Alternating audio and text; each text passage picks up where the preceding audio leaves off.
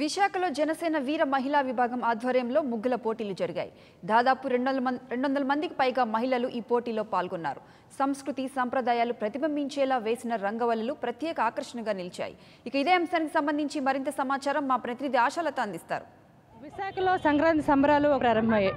నగరంలో ఉత్తర నియోజకవర్గంలో జనసేన నేత పసుపులేటి ఉషాకిరణ్ ఆధ్వర్యంలో ముగ్గుల పోటీలు నిర్వహిస్తున్నారు. ముఖ్యంగా ఈ ముగ్గుల పోటీలో మహిళలు పలువురు పాల్గొనడంతో పాటు మొదటి బహుమతి కింద కేజీ వెండిని ప్రకటించిన నేపథ్యంలో మహిళలు బాగా పోటెత్తారని చెప్పుకోవచ్చు. దాదాపుగా 200 నుంచి 300 మంది వరకు మహిళలు ఇక్కడ ముగ్గుల పోటీలో పాల్గొంటున్నారు. మనతో పాటు ఉషాకిరణ్ ఉన్నారు, అడిగి తెలుసుకుంది. మేడం చెప్పండి, ప్రధానంగా ఈ ముగ్గుల పోటీ పెట్టాలన్న థాట్ ఎందుకు వచ్చింది? ఏదైతే పవన్ కళ్యాణ్ గారి ఆశయాలకు అనుగుణంగా ఈరోజు రాష్ట్రంలో మరి కులరహిత పరిపాలన రావాలి, సాంప్రదాయాలని గౌరవించాలన్న ఆలోచనతో పవన్ కళ్యాణ్ గారు జనసేన పార్టీని స్థాపించడం జరిగింది.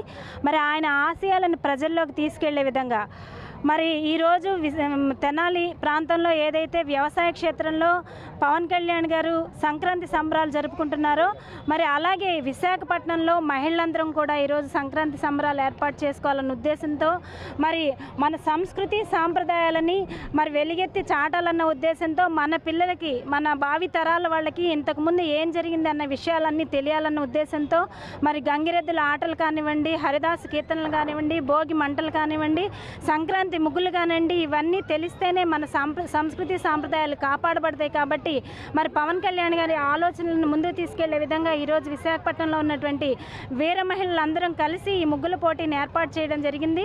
మరి ఈ ముగ్గుల పోటీని చూసిన వెంటనే చాలా సంతోషంగా అనిపిస్తుంది. ప్రతి మహిళలో కూడా ఇంత టాలెంట్ దాగి ఉందా, ఈ టాలెంట్ వెలికి తీసడానికి మరి పవన్ కళ్యాణ్ గారు లాంటి నాయకుడు వస్తేనే మహిళలందరికీ అండగా నిలబడితేనే మరి మహిళలందరూ కూడా అభివృద్ధి చెందుతారని మేమందరం భావిస్తున్నాం. ఆ దిశగా పవన్ కళ్యాణ్ గారిని సీఎం చేసుకోవాలని మేము గట్టిగా మరి సంకల్పించుకుంటున్నాం. అయితే ఇక్కడ ముగ్గులు చూసాం. ముఖ్యంగా జనసేన పార్టీ గుర్తైన గ్లాస్ ఏదైతే ఉందో ఆ గ్లాస్తో కూడా చాలా వరకు ముగ్గులు వేయడం జరిగింది. మీకు ఎట్లా అనిపించింది? అంటే వినూత్నమైన ఆలోచనలు రావడం అనేది మీకు ఎట్లా అనిపించింది?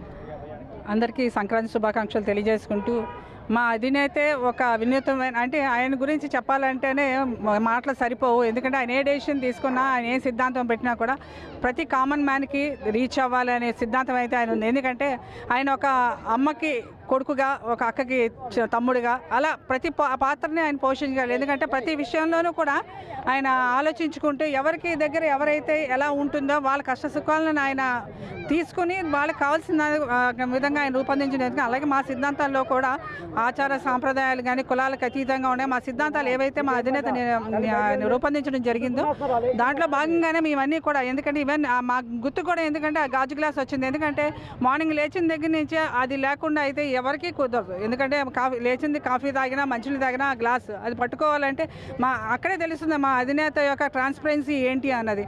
ఎందుకంటే ప్రతి ఒక్కరు కూడా మేము వార్డ్ వైజ్ వెళ్ళినా, డోర్ టు డోర్ వెళ్ళినా కూడా మేము ప్రతి ఒక్కరికి కూడా చూపించగానే ఇప్పుడు ఏంటంటే ఉన్న రాజకీయ వ్యవస్థ ఎట్లా ఉందో కూడా అందరూ చూస్తున్నారు. ఎంత దారుణంగా బిహేవ్ చేస్తున్నారు, లేకపోతే వాళ్ళ స్వార్థాల కోసం ఎట్లా ఉన్నాయి, ఒకరి మీద ఒకరు ఎలా మాట్లాడుకుంటున్నారు. అందుకని ప్రజలు కూడా మా అధినేత వైపు అడుగులు వేయడం జరుగుతుంది. ప్రత్యేకంగా మహిళలు ఈసారి తప్పకుండా ఎక్కడికి వెళ్ళినా కూడా పవన్ కళ్యాణ్ గారికి మేము ఆదరిస్తాము, ఈసారి తప్పకుండా ఓటేస్తాం. మేము కూడా మహిళలందరితో కూడా మేము వివరించడం జరుగుతుంది. మా సిద్ధాంతాలు కానీ మా మేనిఫెస్టో కానీ వాళ్ళకి వివరించడం జరుగుతుంది. తప్పకుండా అనిపించింది ముగ్గులు మొత్తం చూస్తే కనుక దాదాపుగా 200 నుంచి 300 మంది వరకు పాల్గొన్నారు. మీకు ఎలా అనిపించింది? ముగ్గుల్లో ఏ వెరైటీస్ చూసారు? అంటే అందరికి ముందుగా సంక్రాంతి శుభాకాంక్షలు. జనసేన వీర మహిళని తెలుపుకుంటున్నాం. ఇప్పుడు సిటీలో ఉన్న కల్చర్లో అంటే అపార్ట్మెంట్ కల్చర్ ఎక్కువ ఉంది, మనకి కనుమరుగైంది. సో ఈ సందర్భంగా మళ్ళీ జిల్లాలో ఉండే మీడియా ద్వారా, ప్రింట్ మీడియా అనండి, ఎలక్ట్రానిక్ మీడియా ద్వారా మంచి కాన్సెప్ట్తో ముగ్గులు వేస్తున్నారండి. కానీ మనం మర్చిపోయిన పురాతనం ఉన్న కల్చర్ అంటే అమ్మవారిని తీసుకొచ్చి మనం అన్నీ పెడతాం, కాయగూరలు, శాకాంబరిదేవి అలాంటి కొంతమంది వేస్తున్నారు. సంక్రాంతి ఫెస్టివల్ అనేది మొత్తం కన్నులు కట్టినట్టుగా చూపిస్తున్నారండి పండుగ రాకముందే. ఇవన్నీ చూస్తుంటే మాలో కూడా చాలా ఆనందం పొలకిస్తుంది, మాకు కూడా వేయాలి అని. కానీ మేము పార్టిసిపేట్ చేస్తే బాగోదు కదా అని మన సాధారణ మహిళలకు ఇవ్వడం జరిగింది. ఈ విధంగా మన సాంప్రదాయాన్ని ప్రజలకు తెలియజేస్తున్నందుకు జనసేన వీర మహిళల తరఫున చాలా సంతోషంగా ఉందండి. మా యొక్క అధినేత సాంప్రదాయాలను గౌరవించడం అనేది ఒక కాన్సెప్ట్, అది మెయిన్ ఎజెండాగా తీసుకొని ఈ యొక్క కార్యక్రమాన్ని చేపట్టడం జరిగిందండి. అయితే విశాఖలోని ముఖ్యంగా మన సంస్కృతి సాంప్రదాయాలు తెలియజేసే విధంగా ఏర్పాటు చేసిన ఈ ముగ్గుల పోటీ అనేది మహిళలందరినీ కూడా చాలా వరకు ఆకట్టుకుంది. ముఖ్యంగా మన సాంప్రదాయాల ప్రకారంగా పట్టడంతో పాటు మరోవైపు జనసేన గుర్తు ఏదైతే ఉందో గాజు గ్లాస్, ఆ గుర్తును కూడా ప్రతిబింబించే విధంగా ముగ్గులు వేయడం కూడా జరిగింది. మొత్తం మీద విశాఖలోని సంక్రాంతి కళ ముందుగానే వచ్చిందని చెప్పుకోవచ్చు. ఇది ఇక్కడ ASHA For more updates, please subscribe 99 TV Telugu.